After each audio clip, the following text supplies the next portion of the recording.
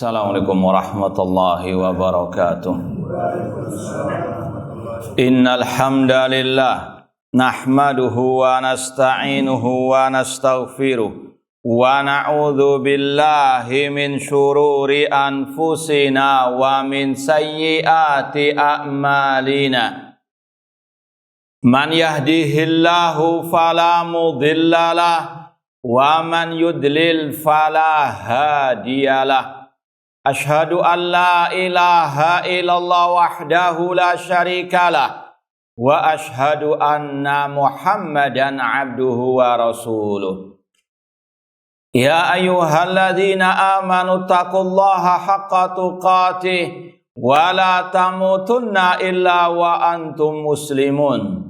Ya ayyuhan nasu taqu rabbakum alladzi khalaqakum min nafsin wahidah wa khalaqa minha zawjaha wa batha minhuma rijalan katsiran wa nisaa'a wattaqullaha alladzi tasaaluna bihi wal arham innallaha kana 'alaikum raqibah. Ya ayyuhalladzina amanu taqullaha wa qulu qawlan sadida yuslih lakum a'malakum wa yaghfir lakum dhunubakum wa may yuti'illaha wa rasulahu faqad faza fawzan 'azima. Amma ba'd, fa inna asdaqal hadits kitabullah wa khairal hadi hadi Muhammadin sallallahu alaihi wasallam wa syarrul umuri muhdatsatuha wa kullu muhdatsatin bid'ah wa kullu bid'atin dhalalah wa kullu dhalalatin finnar. Ma'asal muslimin ikhwani fillah wa akhwati, bapak-bapak, ibu-ibu, saudara-saudariku rahimani wa rahmakumullah. Alhamdulillah, segala puji bagi Allah Subhanahu wa taala yang mempertemukan kita kembali dalam majelis yang mulia ini, dalam majelis thalabil ilmi. Semoga Allah Subhanahu wa taala senantiasa menambahkan kepada kita ilmu yang bermanfaat dan al-amal as-saleh. Seperti yang telah diumumkan, kajian kita berkaitan dengan fikih hujan. Kajian ini sebetulnya sudah pernah kita sampaikan di tempat ini setahun yang lalu. Ya, kurang lebih bulan November tahun lalu. Karena ma'asal muslimin, kenapa kita sampaikan lagi? Ini salah satu pesan ulama dalam kitab-kitab masalah adab menuntut ilmu, bahwasanya dalam setiap momentum suatu musim tertentu, selayaknya seorang muslim muslimah, apalagi penuntut ilmu agama, untuk mengulang-ulang pelajaran meskipun sudah tiap tahun. Karena bagaimanapun juga kita mungkin lupa, mungkin ada tambahan ilmu yang belum kita sampaikan juga. Sebagaimana ketika mau datang bulan suci Ramadan, meskipun mungkin sudah puluhan tahun kita lewati, perlu terus kita ulangi pelajaran tentang apa sunnah-sunnah Rasul dikala bulan suci Ramadan, agar kita menjadi pengikut setia Rasulullah SAW. Paling tidak mengamalkan firman Allah, wa dzakir fa inna dzikra tanfa'ul mu'minin. Berilah peringatan karena peringatan itu bermanfaat bagi orang-orang yang beriman. Ma'asal muslimin ikhwani fillah wa akhwati rahimani wa rahmakumullah. Imam Bukhari berkata, al ilmu qablal qawli wal amal. Ilmu sebelum kita berucap, sebelum kita beramal. Mumpung musim hujan baru datang, selayaknya kita murojaah kembali, ulangi kembali apa saja sunnah-sunnah Rasulullah SAW yang berkaitan dengan musim hujan ini. Adapun judul kajian kita fikih hujan, seperti yang telah kita sampaikan, fikih itu ada dua macam. Al-fiqhul akbar yang berkaitan dengan akidah, fikih yang paling besar. Sebagaimana Imam Abu Hanifah menulis kitab masalah akidah judulnya Al-Fiqhu Al-Akbar. Adapun fikih selain itu namanya fikih al-asghar, fikih al-furu' yang berkaitan dengan cabang-cabang agama ini. Maka kajian ini berkaitan dengan dua fikih tersebut insyaallah ta'ala. Dan mungkin kita akan lebih fokus kepada menukil saja, meringkas saja dari kitab yang judulnya Ahkamus Syita fi Sunnatil Mutahharah. Hukum-hukum berkaitan dengan musim dingin alias musim hujan di dalam sunnah-sunnah Rasulullah SAW yang ditulis oleh Fadilatul Syekh Al-Allama Ali bin Hasan Al-Halabi Al-Athari rahimallahu ta'ala. Kitab ini lumayan panjang, kalau kita kaji bisa setahun ya. Sampai 170 halaman kurang lebih. Kita cuplik saja yang kelihatannya penting untuk kita sampaikan biidznillah ta'ala. Ma'asal muslimin ikhwani fillah wa akhwati rahimani wa rahmakumullah. Yang pertama yang disampaikan oleh beliau berkaitan dengan masalah hadis yang sudah kita sampaikan juga tentang fikih al-akbar yang dicantumkan oleh para ulama dalam kitab tauhid juga, yaitu hadis riwayat Imam Bukhari Muslim dari Zaid bin Khalid al-Juhani radhiyallahu taala anhu, bahwasanya beliau berkata, sallalana Rasulullah SAW salata subhi bil Hudaybiyah. Pernah suatu saat Rasul SAW mengimami salat subuh bersama kami di Hudaybiyah, tempat dekat dengan kota Mekah, tempat terjadinya Sulhul Hudaybiyah, perdamaian Hudaybiyah. Ala istri samait kana minal lail, yang mana malam harinya turun hujan. Falamma insarafa aqbala alaina Rasul sallallahu alaihi wasallam. Selesai salat, Rasul menghadapkan wajah beliau kepada kami. Faqala, seraya bersabda, atadruna madza qala rabbukum? Apakah kalian tahu yang difirmankan oleh Rabb kalian? Para sahabat menjawab, Allahu wa rasuluhu alam. Allah dan Rasulnya yang lebih mengetahui. Kemudian Rasul SAW bersabda, qala Allah Ta'ala, Allah berfirman, asbaha min ibadi mu'minun wa kafirun. Pagi hari ini, kata Rasul, Allah berfirman, ada dari hamba-hambaku, kata Allah, yang beriman dan ada pula yang kafir. Sekali lagi Allah berfirman dalam hadits qudsi ini, pada pagi hari ini setelah turun hujan, ada yang kafir, ada yang mukmin kepadaku. Fa amma man qala mutirna bi fadlillahi wa rahmati fadzaka mu'minun bi kafirun bil kaukab. Adapun setelah turunnya hujan, orang itu berkata, kami diberi hujan dengan rahmat dan karunia dari Allah, maka dialah orang yang mukmin kepadaku dan dia kafir kepada bintang-bintang. Wa amma man qala mutirna binau'i kada wa kada fadzaka kafirun bi mu'minun bil kaukab.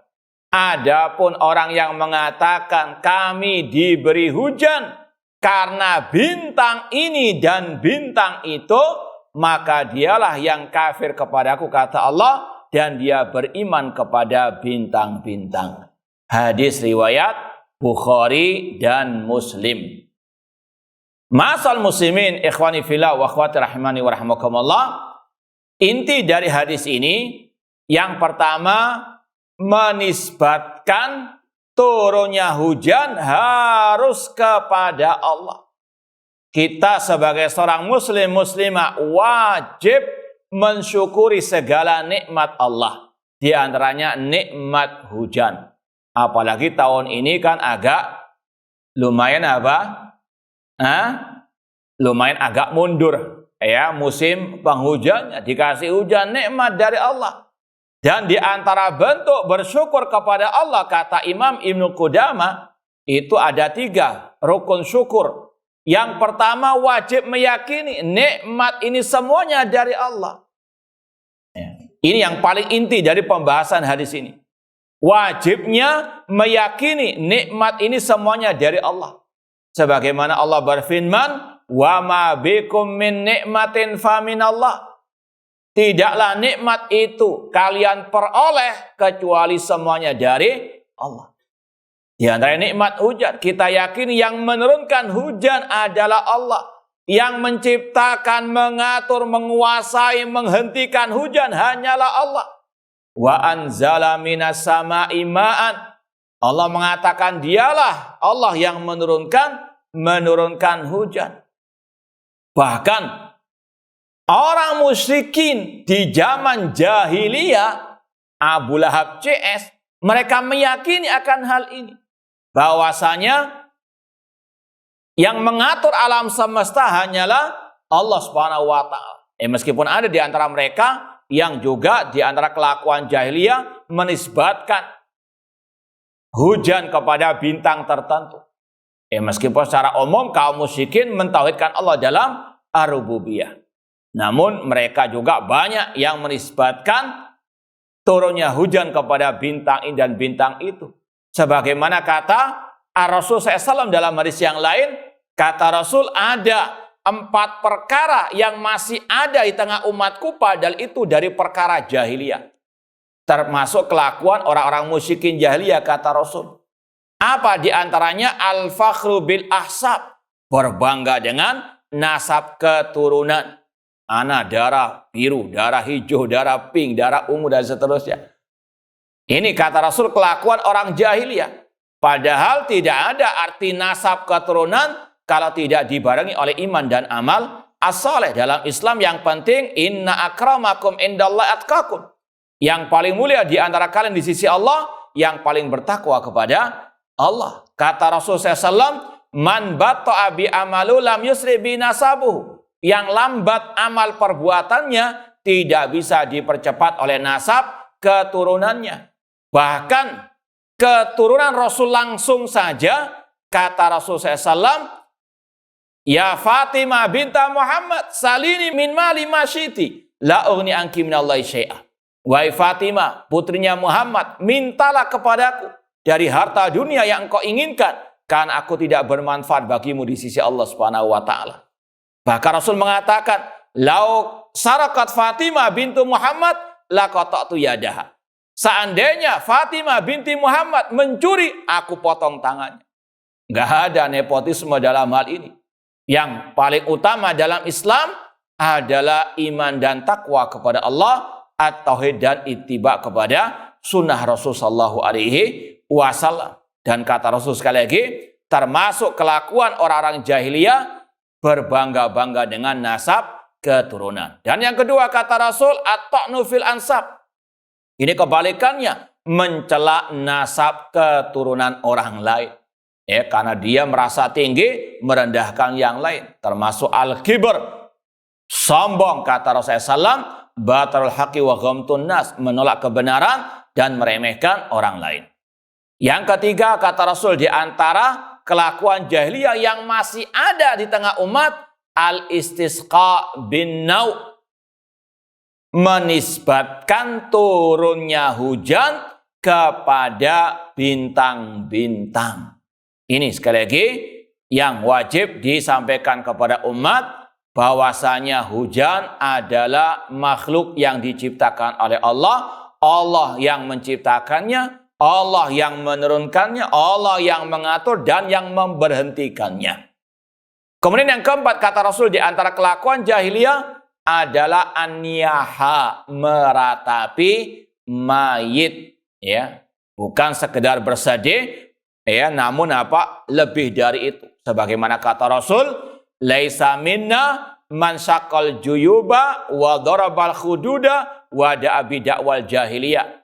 Bukan termasuk golongan kami, kata Rasul, orang yang merobek sakunya, memukul pipinya dan teriak dengan teriakan jahiliyah ketika meratapi kematian.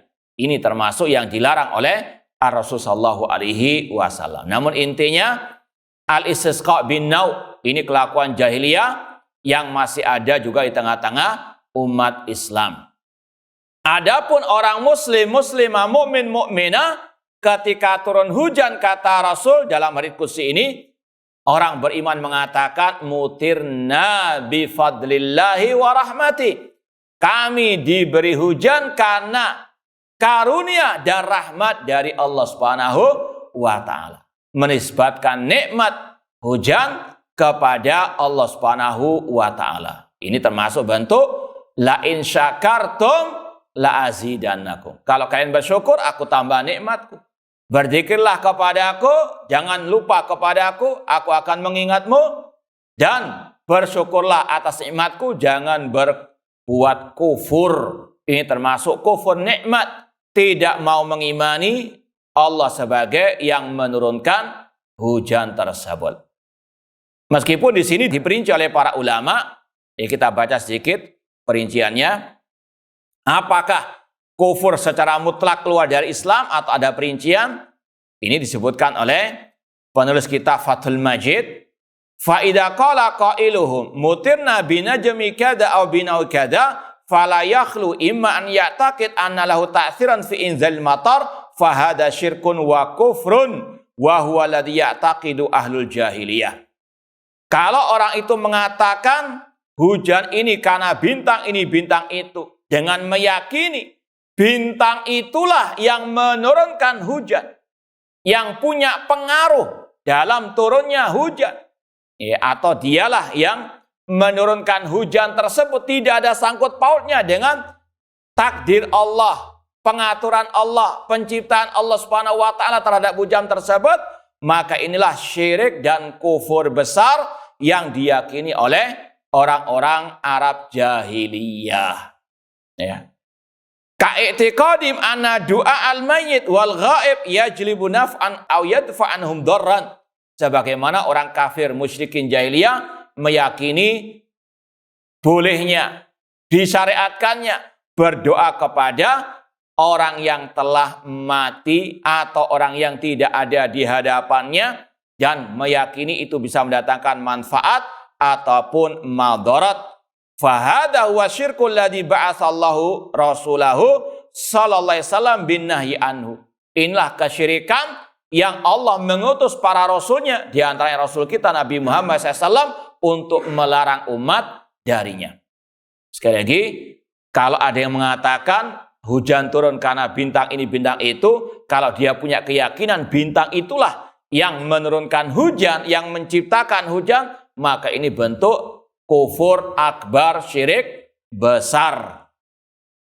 Adapun yang kedua, kata beliau, wa imma an yakul mutirna binawi kada masalan lakin ma'a itiqadihi annal mu'athir huwa Allah wahda walakinnau ajral ada biwujudil matar inda suquti dzalikan najm. Kata beliau yang kedua, kalau ada orang yang meyakini Allah yang menurunkan hujan cuma lewat bintang ini bintang itu, padahal itu tidak sesuai dengan fakta yang ada, maka itu bentuk syirik kecil.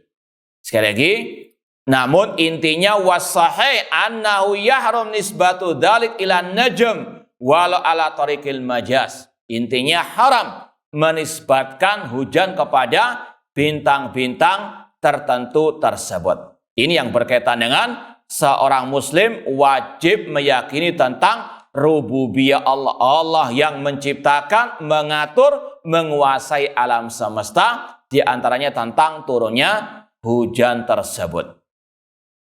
Ma'asal muslimin ikhwani fillah wa akhwati rahimani wa rahimakumullah. Dan yang berkaitan dengan hal ini juga apa yang terjadi di tengah-tengah masyarakat kita, yaitu dengan meyakini adanya pawang hujan yang bisa menghentikan hujan. Na'udzubillahi min dzalik. Ini enggak jauh beda dengan hal ini. Bagaimana mereka bisa menahan hujan, sedangkan Allah Al-Khaliq yang maha menciptakan, yang maha mengatur alam semesta, kalau intinya dikalahkan dengan pawang hujan. Na'udzubillahi min dzalik. Kita setiap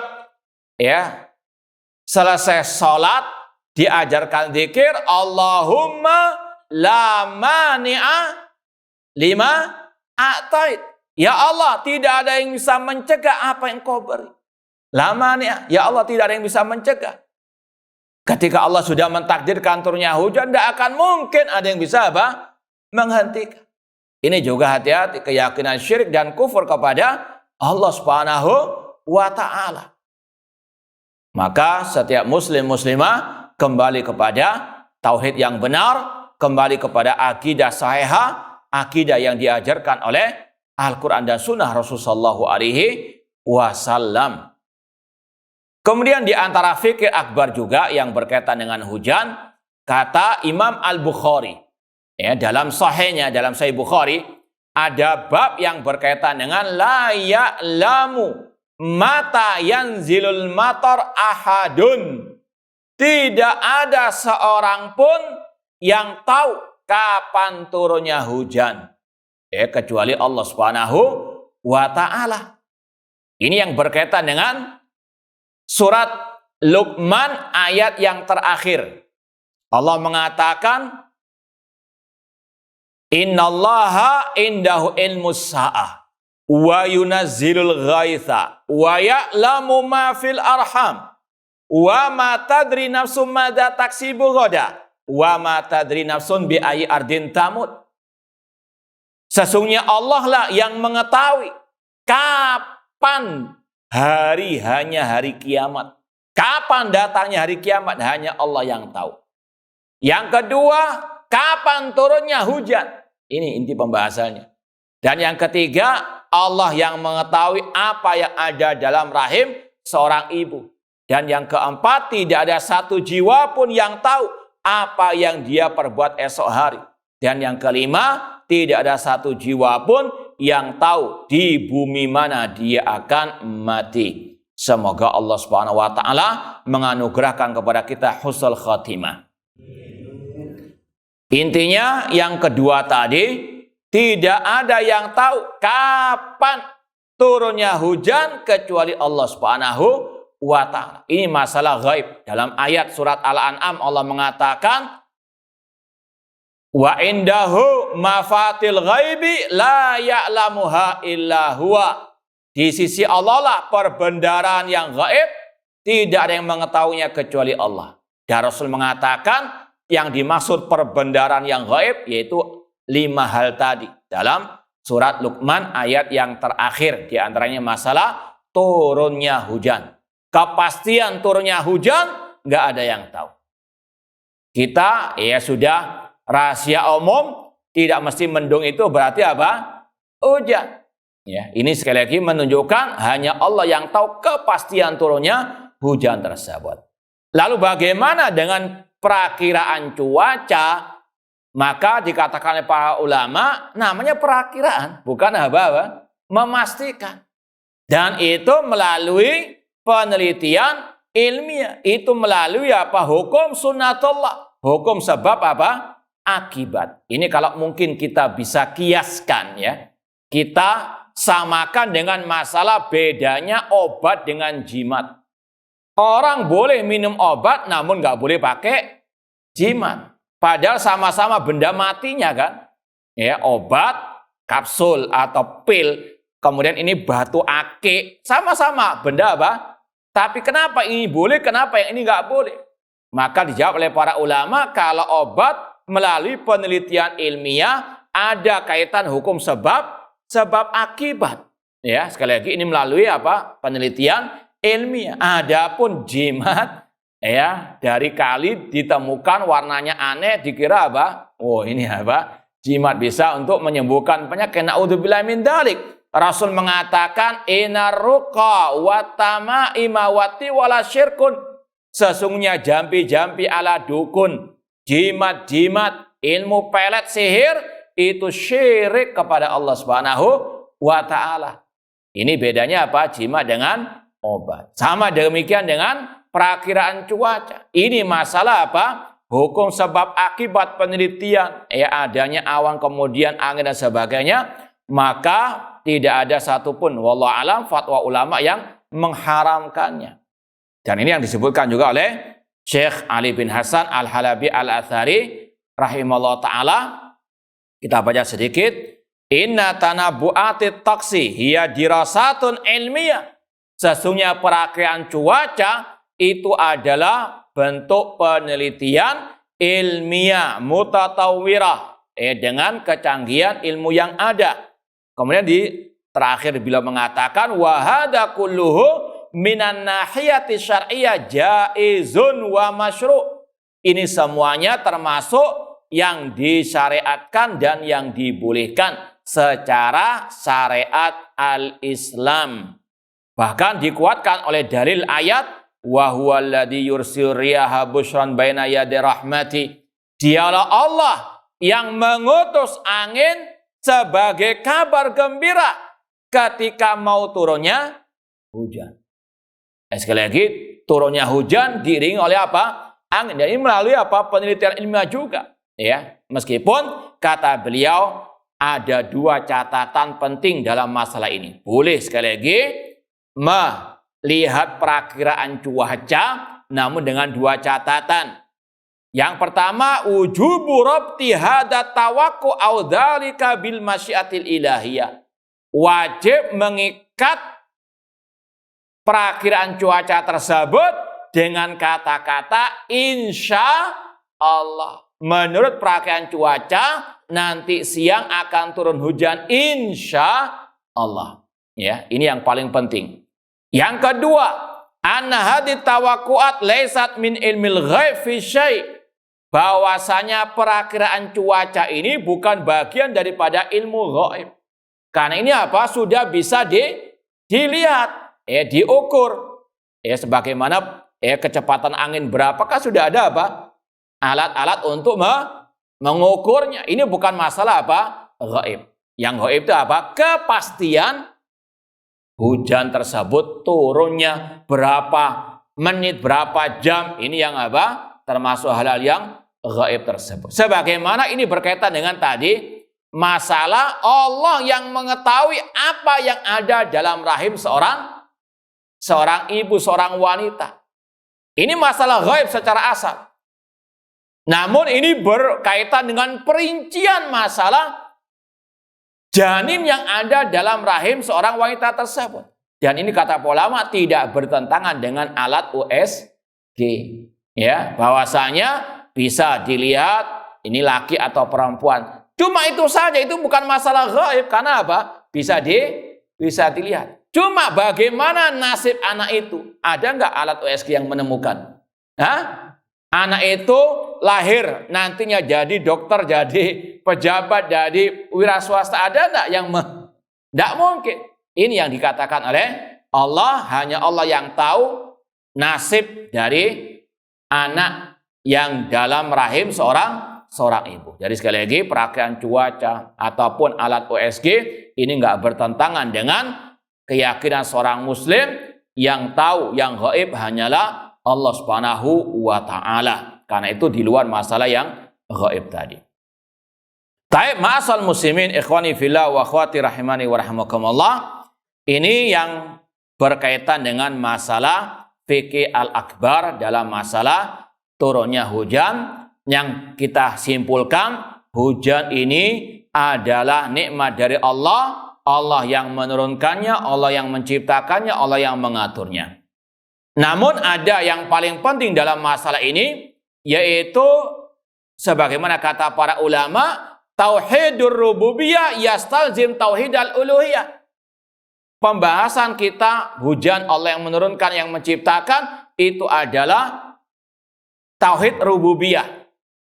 Kata para ulama, tauhid rububiyah itu harus mengantarkan seorang hamba untuk beribadah hanya kepada Allah Subhanahu wa ta'ala. Enggak cukup hanya meyakini Allah yang menciptakan hujan, namun harus menyerahkan semua ibadah hanya kepada Allah. Dalilnya surat Al-Baqarah ayat 21 sampai 22 dari surat Al-Baqarah. Ya ayyuhan nasu u'budu rabbakum alladzi khalaqakum walladzina min qablikum la'allakum tattaqun. Wahai manusia, ibadahilah Rabb kalian yang telah menciptakan kalian dan orang-orang sebelum kalian agar kalian bertakwa. Ini perintah beribadah kepada Allah. Kenapa kita beribadah hanya kepada Allah? Karena Allah yang menciptakan semua manusia. Kemudian kata Allah, kenapa kita harus beribadahnya kepada Allah? Alladzi ja'ala lakumul arda firasya was-samaa'a binaa'a wa anzala minas samaa'i ma'an fa akhraja bihi minas thamarati rizqan lakum fala taj'alu lillahi andada wa antum ta'lamun. Dan dialah Allah yang menjadikan bumi sebagai hamparan, langit sebagai bangunan, dan Allah menurunkan dari langit air hujan. Ini inti pembahasannya. Kenapa kita harus beribadahnya kepada Allah? Karena Allah yang menurunkan air hujan. Kalau kita sudah meyakini Allah yang menurunkan hujan, maka wajib kita menyerahkan semua ibadah hanya kepada Allah. Salat kita, puasa kita, doa kita, istighosah, tawakal kita hanya kepada Allah semata. Bahkan dalam akhir ayat dikatakan fala taj'alu lillahi andada. Maka jangan kalian menjadikan tandingan-tandingan bagi Allah.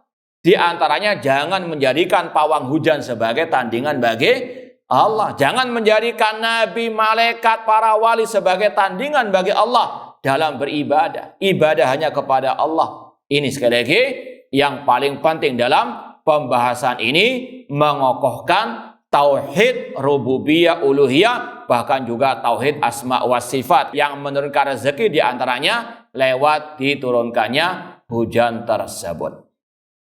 Ma'asal muslimin ikhwani fillah wa akhwati rahimani wa rahmakumullah. Sekarang kita pindah kepada fikih furu, masalah hukum-hukum syariat yang berkaitan dengan musim hujan. Disebutkan oleh Syekh Ali bin Hasan, yang pertama berkaitan dengan masalah bersuci atau hara. Yang pertama kata beliau, ma'ul matar, tentang air hujan itu suci dan mensucikan. Dalilnya, wa anzalna minas samaa'i ma'an tahura, dan kami turunkan dari langit air yang suci. Kalau mungkin PDI mungkin mati atau mungkin tidak ada air, bisa apa? Nadai air hujan bisa untuk bersuci. Gak usah beli air isi ulang untuk wudhu misalnya, karena air hujan suci. Dan ini yang dikatakan oleh Imam Al-Baghawi ketika mentafsirkan ayat tadi, wa huwa tahir fi nafsihi al-mutahhir li ghairihi. Secara zatnya air hujan itu suci dan bisa mensucikan yang lainnya. Kemudian yang kedua yang beliau sampaikan di sini tentang berwudu ketika cuaca dingin. Mungkin kalau di Surabaya dinginnya nggak seberapa kecuali yang mungkin agak mungkin demam-demam dikit, mungkin sangat dingin airnya. Cuma kan ada mungkin yang tinggal di daerah gunung dan sebagainya, apalagi kalau mungkin musim hujan semakin dingin, maka bagaimana wudhunya? Maka yang pertama, selayaknya setiap muslim muslimah nggak dingin ataupun dingin tetap menyempurnakan wudhunya. Tidak boleh aras-arasan, hanya nempel-nempel atau enggak. Sesuai dengan yang diajarkan oleh Rasulullah SAW, membasuh yang memang harus dibasuh. Karena itu termasuk syarat untuk sahnya al-wudu. Rasul mengatakan, hal adullukum ala ma yamhullah bil khataya wa yarfa'u bi darajat. Apakah kalian mau aku beritahukan tentang hal yang bisa menghapuskan dosa, mengangkat derajat? Para sahabat menjawab, bala ya Rasulullah, ya wa Rasulullah. Rasul menjawab, di antaranya isbaghul wudu alal makari, menyempurnakan wudu dikala kondisi susah atau kesulitan air ataupun cuaca yang sangat dingin, tetap menyempurnakan al-wudu. Bahkan dalam hadis diriwayatkan di sini, ar-rajulin min Thaqifin qala sa'alna Rasulullah sallallahu alaihi wasallam falam yurakhis lana. Kami pernah bertanya kepada Rasulullah SAW tentang 3 hal, dan Rasul tidak memberikan keringanan kepada kami. Di antaranya, inna ardana barida fasa'alnahu an yurakhis fit tuhur falam yurakhis lana. Kami tinggal di daerah yang sangat dingin ya Rasulullah, apakah ada keringanan untuk kami tidak berwudu? Rasul nggak memberikan keringanan, tetap wudu. Kemudian kata Syekh Ali bin Hasan di sini juga, anna ba'dhan nas yatasahalun fi ayyamil bard fil wudu katsiran. Banyak orang yang meremehkan masalah menyempurnakan wudu di hari-hari di musim-musim yang dingin. Ya, mereka tidak apa? Misalnya membasuh tangan yang sempurna, hanya diusap-usap saja, tidak sah wudunya. Naudzubillahi min dzalik. Maka kata beliau, wa hadza la yajuz, tidak boleh meremehkan masalah hal ini. Bal qad yakunu dzalik min mubtilatil wudu. Dan bahkan itu bisa menjadi apa? Pembatal al-wudu. Kalau sudah batal wudunya, bagaimana dengan sholatnya? Maka harus diperhatikan masalah ini. Kemudian yang kedua, kata beliau berkaitan dengan masalah wudu di kala musim dingin, musim hujan yang dingin mungkin. Ba'dun nas yataharrajun min taskhinil ma' lil wudu. Ada sebagian orang yang mereka keberatan pakai air hangat atau air panas. Mungkin di rumahnya ada apa? Air dingin, air panas kan? Pilihannya dia apa namanya itu? Di showernya ya mungkin, atau di wastafelnya ada pilihan air panas, air dingin. Kadang apa? Keberatan kan, nggak terbiasa. Padahal dalam syariat Islam boleh berwudu dengan pakai air apa? Air hangat, air panas. Kalau memang sekali lagi tersedia. Atau kalau memang dalam kondisi tertentu mungkin agak demam, badannya kurang enak. Kalau pakai air dingin tambah berat mungkin boleh menghangatkan apa di kompor, nggak ada masalah. Dipanaskan dulu airnya. Tidak ada apa larangan dalam syariat al-Islam. Ini yang dikatakan oleh Syekh di sini. Dan ini disampaikan oleh para ulama juga. Kita bacakan sedikit dari qala al-Ubbi fi ikmalil mu'lim, taskhinul ma' li daf'i bardi liyaqwa 'alal ibadah la yamna min husulis thawab al-madhkur. Memanaskan air dalam rangka tadi menghangatkan badan untuk menguatkan dalam ibadah, tidak mencegah mendapatkan pahala dari berwudu dan yang semisalnya. Kemudian yang ketiga dari pembahasan wudu ketika dingin, yang perlu diperhatikan juga masalah memakai handuk untuk menghilangkan bekas air, karena kalau tidak dihanduki apa? Tambah dingin. Ada sebagian orang mungkin merasa tidak afdol kalau apa? Air wudhunya itu tidak dibiarkan, artinya tidak dihanduki. Maka keberatan pakai handuk, padahal dibolehkan pakai apa? Handuk, dan itu juga termasuk salah satu sunnah Rasulullah SAW. Selesai berwudu, mengusapnya dengan handuk, mengeringkannya dengan handuk. Dalam hadis dikatakan annahu kana lahu khirqatun yatanasyafu biha ba'dal wudu. Dikatakan bahwasanya Nabi itu punya handuk khusus untuk mengusap bekas wudu beliau. Sekali lagi termasuk yang bolehkan, termasuk juga salah satu sunnah Rasulullah SAW. Wallahu ta'ala alam. Kemudian tadi yang ketiga, yang pertama berkaitan dengan air hujan itu suci. Yang kedua berkaitan dengan bagaimana wudhu ketika dingin. Dan yang ketiga berkaitan dengan tinus syawari, lumpur yang ada di tengah jalan. Lumpur yang ada di tengah apa? Jalan. Atau becek yang ada di tengah jalan, bukan di got loh ya. Ini yang masih di tengah apa? Jalan Kalau got beda, ini tempat apa buang air sebagainya beda. Kalau itu jelas ada banyak najisnya. Ini sekarang yang murni air hujan turun kena tanah jadi becek, jadi kayak lumpur Maka dibahas oleh Syekh di sini, yaktsuru fi fasl syita al-wahal watin. Ketika musim hujan, musim dingin, banyak air yang tengah jalan becek, kemudian lumpur dan semisalnya. Mimma yuskil hukma dzalika 'alal ba'd, yang sebagian orang merasa ini bermasalah, apalagi kalau mungkin dia naik kendaraan kena cipratan becek di jalan, apakah wudu lagi? Maka dijawab oleh Syekh di sini, la yajib ghuslu ma asabat thawb min hadatin. Tidak wajib mencuci apa yang mengenai tadi bagian dari badan ketika terkena air hujan ataupun becekan dari tanah lumpur misalnya.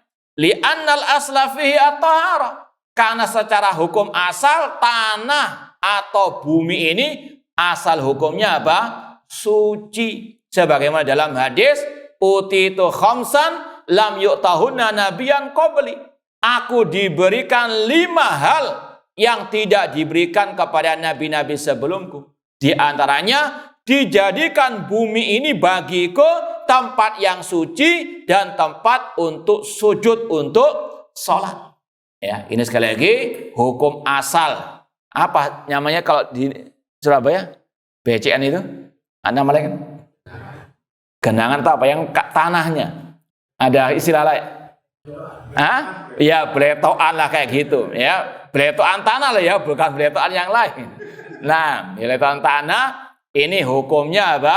Suci. Kalau kena cipratan secara asal tidak najis, tidak membatalkan wudu. Tapi kalau mau disiram ya silakan, namun hukumnya tidak apa? Misalnya orang itu datang dari rumahnya sudah wudu, pakai sepeda motor atau jalan kaki, tiba-tiba mungkin ada hujan deras, tiba-tiba kemudian kena cipratan air atau tadi beletoan tadi, kemudian dia sholat, mungkin masih ada sisa di kakinya, maka apa? Nggak perlu mengulangi sholat, atau nggak boleh orang mengatakan ente najis itu, kakimu kenapa beletoan? Enggak, hukumnya apa? Suci. Namun apalagi karpetnya kayak bagus gini ya selayaknya untuk apa? Cuci kaki kalau misalnya kena beletoan. Meskipun hukumnya tidak apa? Wajib secara syariat, cuma secara adab jangan ngotori karpet yang bagus. Nah, baik. Yang keempat tentang masalah tayamum. Malam yajidil ma au ajaza an istimali li bu'din au maradin au syiddati bardin ma'aku adamil qudra ala taskhinihi yajuzu lahu an yatayammam wala i'adata alaih. Kata Syekh, barang siapa yang tidak mendapati air atau dia tidak sanggup menggunakan air karena mungkin jauh tempat mendapatkan air berkilo-kilo mungkin, atau karena suatu penyakit sakit yang tidak boleh dia terkena air, maka boleh dia apa? Tayamum. Atau ketika musim hujan yang sangat dingin dan tidak ada untuk bisa menghangatkan air tersebut, maka boleh dia apa? Tayamum. Nah, kemudian pembahasan yang kelima, al-mashu alal khuffain wal jawrabain. Membasuh kaos kaki atau sepatu ketika bersuci. Ini termasuk yang agak asing di tengah-tengah kaum muslimin. Padahal termasuk bagian juga akidah ahli sunnah. Bahwasanya dalam kitab-kitab akidah, dalam akidah Sufyan Ats-Tsauri, dalam akidah Imam Ahmad, akidahnya Imam Al-Barbahari dan seterusnya, ada pembahasan al-mashu alal khuffain. Bahwasanya termasuk akidah Ahlussunnah wal Jamaah meyakini disyariatkannya membasuh dua sepatu ataupun dua kaos kaki ketika bersuci, tidak perlu melepaskannya. Mungkin musim dingin, mungkin seperti sebagian orang ketika subuh-subuh itu ketika kedinginan boleh dia sholat pakai kaos kaki. Namun ada syaratnya kata para ulama. Kita langsung praktekkan misalnya contoh prakteknya, mungkin ketika dia sholat subuh, dia sudah berwudu lengkap, kemudian dia pakai kaos kaki, tidak ada masalah. Kemudian qadarullah sampai ke masjid, batal wudunya, maka kalau dia mau wudu lagi, tidak perlu melepaskan kaos kakinya. sampai dia wudhu lengkap, sampai ke telinga, mau membasuh kaki jangan dilepas. Cukup mengambil air saja sedikit, ya, dibasuh atas, kaki kan ininya, punggung kakinya, bukan alas kakinya, punggung kakinya saja. Selesai sudah, nggak perlu dibasuh dengan air, basah nanti intinya. Ini sekali lagi cukup dilap saja. Itu salah satu sunnah Rasulullah SAW. Kata Imam An-Nawawi yang bermadhab Syafi'i dalam Syarah Sahih Muslim, beliau mengatakan ajma'a man yu'taddu minal ijma' minal ulama ala jawazil mashi alal khuffain fi safar wal iqamah sawani haja aw li ghairi haja. Telah ijma' sepakat ulama yang diperhitungkan ijma' mereka tentang bolehnya membasuh kaos kaki ataupun sepatu ketika safar atau ketika mukim, ada kebutuhan atau nggak ada kebutuhan, boleh hukumnya. Nggak sakit boleh pakai kaos kaki. Misalnya demikian. Ya. Namun dengan syarat ketika dimasukkan tadi sudah dalam keadaan toharo dulu. Sudah wudhu lengkap pakai, kemudian ketika batal baru dibasuh kedua kaos kakinya. Paham insyaallah ya? Nah, dan sekali lagi ini memang salah satu yang hampir dilalaikan oleh sebagian kaum muslimin terutama di negeri kita. Kalau di negeri Arab sana biasa sebetulnya, apalagi musim-musim dingin mereka pakai khuf itu sepatu dari kulit, kayak boot itu. Kalau antum mungkin umrah atau haji, kadang lihat di Masjid Haram, Masjid Nabawi, orang pakai kaos kaki namun tebel. Itu dari kulit, namanya Al-khuf. Itu yang pernah dipakai oleh Rasulullah SAW. Dan waktunya kata para ulama, bagi yang mukim 1 hari 1 malam, 24 jam. Tadi, ketika dia batal wudhunya, kemudian wudhu di masjid, kemudian dia mengusap kaos kakinya, itu waktu pertama, permulaannya. Maka 24 jam sampai hari berikutnya boleh dia pakai terus kaos kaki itu, nggak dilepas-lepas, Kemudian sampai besoknya baru dia lepas wudhu secara normal, nggak boleh dia mengusap lagi. Paham ya? Dia lepas. Adapun untuk musafir 3 hari 3 malam waktunya, dari mulai mengusap sampai 3 hari terakhir itu baru dia tidak boleh memakai kaos kaki ataupun sepatu untuk diusap lagi, dimulai dari awal lagi. Wallahu ta'ala alam. Ini berkaitan dengan toharo. Sekarang berkaitan dengan masalah al-adhan. Ketika musim hujan ataupun ketika musim dingin. Yang pertama al-adhan fil matar awil bard. Kita sampaikan hadisnya, rawal Bukhari fi sahihihi wa Muslim. Hadis ini riwayat Bukhari dan Muslim. An Ibni Abbasin annahu qala li muadzinihi fi yaumin matir. Dari Ibni Abbas radhiyallahu anhuma, bahwasanya beliau berkata kepada tukang azannya, muadzinnya, ketika hujan deras, idza qulta asyhadu anna Muhammadan Rasulullah fala taqul hayyalas shalah, qul sallu fi buyutikum. Kata Abdullah bin Abbas, kalau engkau sudah selesai mengumandangkan asyhadu anna Muhammadar Rasulullah, jangan mengatakan hayyalas shalah, namun katakan sallu fi buyutikum, salatlah di rumah-rumah kalian. Ini termasuk juga yang gharibah, yang asing di tengah-tengah kaum muslimin. Minimal kalau ada yang mempraktekkan, jangan dituduh aliran sesat. Ini hadisnya Sahih Bukhari Muslim. Cuma memang banyak kaum muslimin tidak paham, tidak mengetahui akan hal ini. Namun paling tidak kita sampaikan ilmunya dulu. Prakteknya terserah antum. Lihat kondisi, kalau memang memungkinkan ya tidak masalah. Ini hadisnya ada. Cuma sekali lagi karena keterasingan ini mungkin banyak orang-orang yang akan membuli sebagainya. Namun paling tidak kita sampaikan ilmunya dulu. Al ilmu qoblal qawli wal amal. Nah, kata Abdullah bin Abbas, kalau engkau wahai muadzin sudah selesai mengumandangkan asyhadu anna Muhammad Rasulullah, jangan dilanjutkan dengan hayyalas shalah. Ketika hujan apa? Turun lebat misalnya.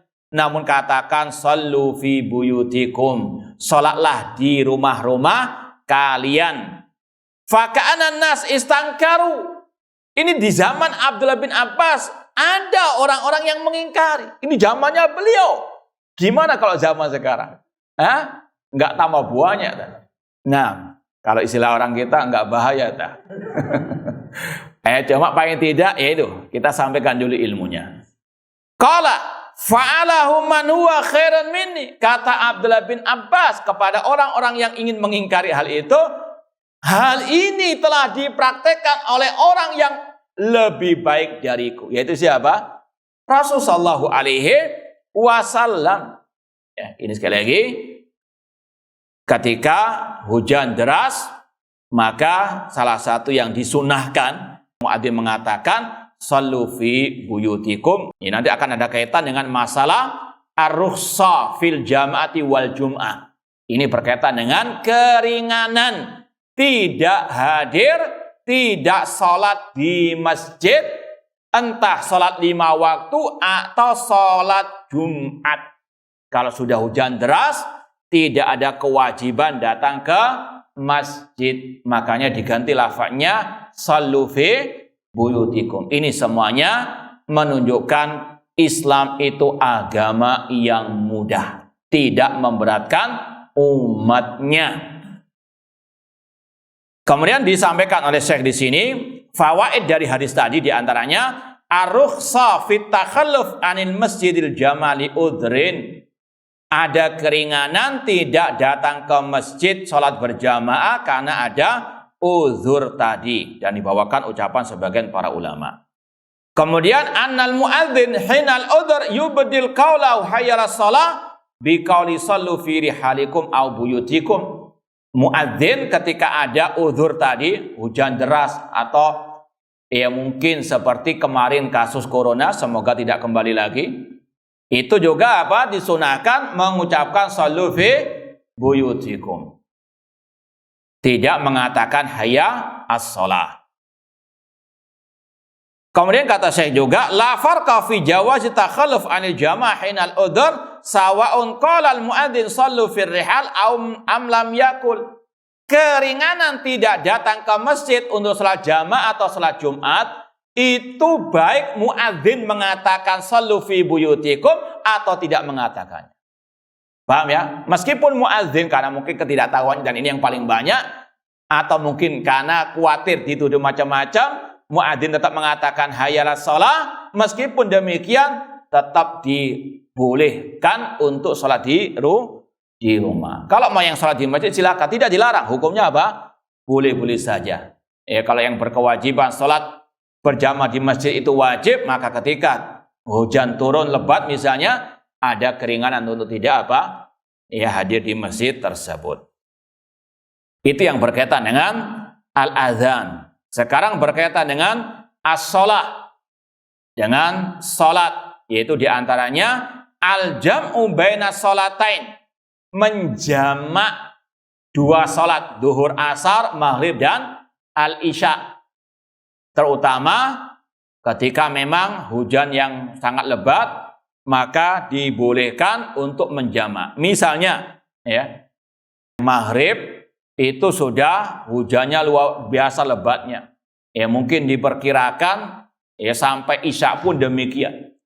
Maka dibolehkan, tapi nggak setiap hari. Dibolehkan untuk menjamak maghrib dan al-isya. Biar apa? Isya nggak datang lagi ke masjid. Karena apa? Banyak mungkin lumpur atau mungkin banyak hal-hal yang mengganggu. Maka apa? Dibolehkan untuk menjamak. Bahkan ini juga yang dikatakan oleh Abdullah bin Abbas radhiyallahu anhuma, shalla Rasulullah sallam adz-dhuhra wal asra jami'an wal maghrib wal isya jami'an fi ghairi khafin wala safar. Rasul SAW pernah menjamak zuhur dan asar, maghrib dan isya tanpa ada rasa takut dan tanpa safar, sebab safar. Kata beliau, li alla yuhrij ummatahu, agar tidak memberatkan umat umat beliau. Jadi sekali lagi, boleh menjamak antara maghrib isya, zuhur dan asar, tetap 4 rakaat kecuali maghrib 3 rakaat. Paham ya? Karena jamak tidak identik dengan qashar. Kalau qashar itu syaratnya harus dia safar musafir. Paham ya? Ini cuma apa? Jamak saja. Maghrib dan isya tetap 3 rakaat 4 rakaat, zuhur dan asar 4 rakaat 4 rakaat. Tapi dikatakan di sini juga tidak terus menerus. Paham? Nah, demikian pula disampaikan oleh Syekh tadi berkaitan dengan masalah sholat Jumat, ya, karena mungkin diperkirakan yang dibolehkan hanya sholat 5 waktu saja. Sholat Jumat tidak ada keringanan, tetap ada keringanan, ya, meskipun sholat Jumat. Ini disebutkan oleh Syekh. Ini kita lompati banyak pembahasan yang lain. Bawa Imam Al-Bukhari fi sahihi Kitabul Jum'ah. Dalam Sahih Bukhari, nanti kalau yang punya kitab Sahih Bukhari, silakan dilihat dalam Kitabul Jum'at, kitab tentang Jumat, ada bab ar-rukhsatu illam yahdur al-jum'ah fil matari. Keringanan tidak mendatangi sholat Jumat karena hujan. Ini dalam Sahih Bukhari. Kemudian dibawakan hadis Abdullah bin Abbas tadi yang mengatakan kepada muadzinnya, kalau engkau sudah mengumandangkan asyhadu anna Muhammadar Rasulullah, lanjutkan dengan kata-kata sallu fi buyutikum. Salatlah di rumah-rumah kalian. Dan sekali lagi, ini salah satu keringanan dalam al-Islam. Jadi sekali lagi, yang mau datang ya silakan, yang nggak datang nggak berdosa insyaallah ta'ala, karena sekali lagi Rasul yang membolehkan. Kemudian yang ya sebenarnya banyak pembahasan cabang-cabang dari masalah ini, cuma inti-intinya sudah kita sampaikan. Kemudian yang terakhir yaitu masalah zikir-zikir pada waktu apa? Turunnya hujan. Ini disebutkan oleh beliau, ya, masalah zikir-zikir yang insyaallah antum sudah hafal, betul enggak? Saya dites. Ya Pak, ini enggak ngantuk lah. Apa ya zikir ketika hujan turun? Apa zikirnya? Allahumma sayyiban nafi'ah. Apa maknanya? Ya Allah, berikanlah hujan yang bermanfaat. Ini yang kita sampaikan tadi. Tauhid rububiyah mengharuskan tauhid al-uluhiyah.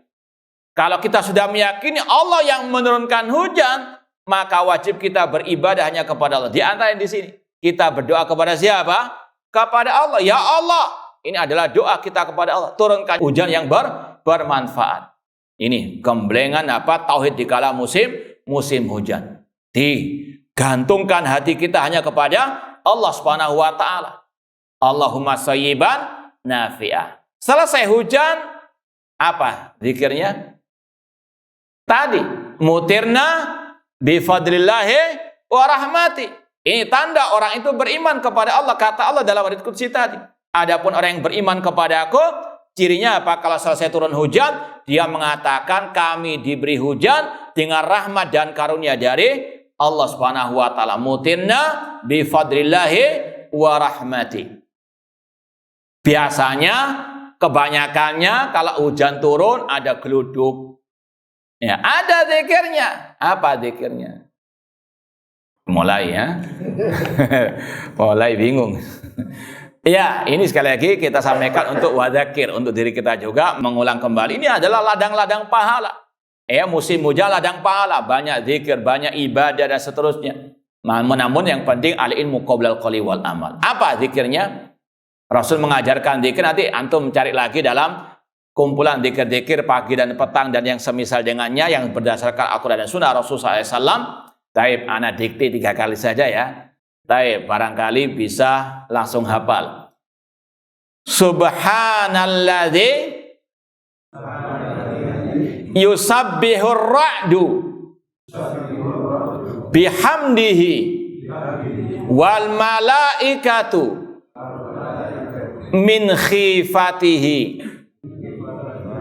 Subhanalladzi yusabbihur ra'du bihamdihi wal malaikatu min khifati. Subhanalladzi yusabbihur ra'du bihamdihi wal malaikatu min khifati. Hafal sudah? Ya nanti dihafalkan lagi ya. Taib, intinya ini salah satu sunnah Rasulullah SAW ketika mendengar ar-ra'd, guntur ataupun beledek tadi. Kemudian juga biasanya kalau musim hujan ada angin-angin kencang. Bukan hanya di pedesaan, di kota juga demikian.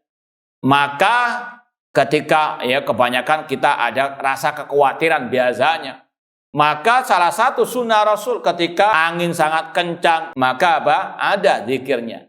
Ada yang hafal? Hah? Taib, sekali lagi ini yang Rasul ajarkan selayaknya untuk dipraktekkan, yaitu doa dan zikir Allahumma inni as'aluka khairaha. Perlu didikte?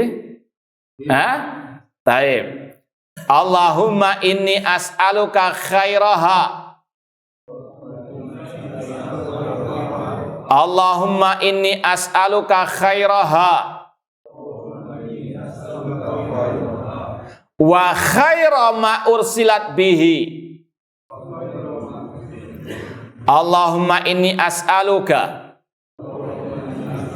khairaha wa khaira ma ursilat bihi wa khaira ma ursilat bihi.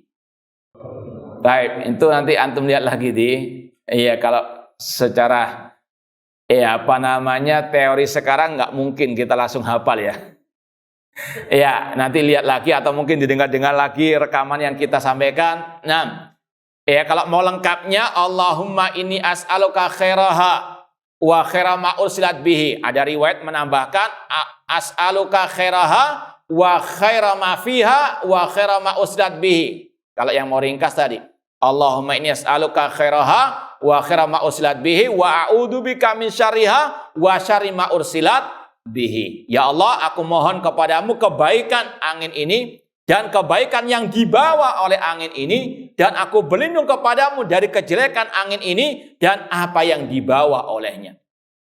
Itu sekali lagi yang diajarkan oleh Rasulullah SAW.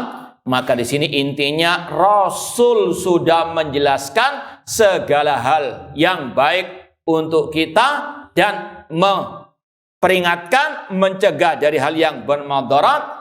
Maka selayaknya seorang muslim untuk mempelajarinya, mempraktekannya, dan tidak perlu mengada-adakan hal yang baru dalam urusan agama ini. Sudah komplit ya, masalah zikir komplit. Ini saja masih banyak yang belum kita pelajari, belum kita amalkan. Ngapain ngarang-ngarang yang baru lagi? Wallahu ta'ala a'lam. Saya rasa cukup sekian apa yang bisa kita sampaikan. Meskipun sekali lagi isi buku ini kalau kita sampaikan bisa setahun lamanya. Nah, namun itu inti-inti yang perlu kita sampaikan. Wallahu a'lam. Semoga bermanfaat. Semoga Allah Subhanahu wa taala senantiasa memberikan taufik hidayah kepada kita untuk ittiba kepada sunnah Rasulullah SAW, dan semoga Allah menghidupkan dan mewafatkan kita di atas tauhid dan sunnah Rasulullah SAW. Barangkali ada yang belum dipahami tadi atau yang mau ditanyakan, tafadhalu. Silakan. Bismillah. Batasan hujan seperti apa yang boleh kita? Taib, secara umum para ulama mengatakan yaitu hujan yang lebat yang memang itu memberatkan secara umum kebanyakan orang. Wallahu ta'ala. Ya. Meskipun ada pula yang mengatakan meskipun hujannya tidak terlalu deras, cuma secara umum para ulama mengatakan itu yang alasannya memberatkan. Nah, wallahu ta'ala. Apalagi bagi orang-orang tua, ya ini khawatir kepleset dan sebagainya. Apalagi ya mungkin tangganya juga agak tinggi dan juga kena hujan, ya berbahaya. Maka sekali lagi ini yang dikatakan para ulama sebagai udzur. Wallahu a'lam. Ada yang lain? Ya, kalau tidak ada, kita cukupkan sekian. Kurang lebihnya mohon maaf. Wa jazakumullahu khairan perhatiannya. Aku qouli hadza wa akhiru da'wana anil hamdulillahirabbil alamin. Wassalamualaikum warahmatullahi wabarakatuh.